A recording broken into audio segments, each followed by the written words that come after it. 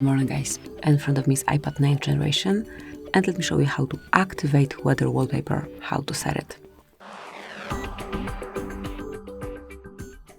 So at first open the settings, then enter wallpaper, and here all you have to do is to mark add new wallpaper.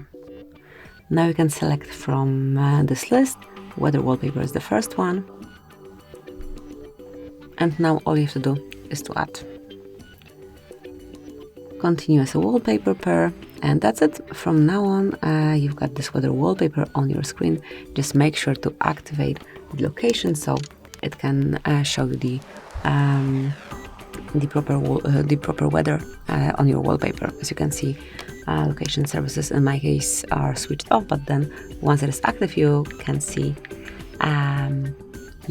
the wallpaper as the weather in your area is. So this is it. Thank you for watching, please subscribe our channel and leave the thumbs up.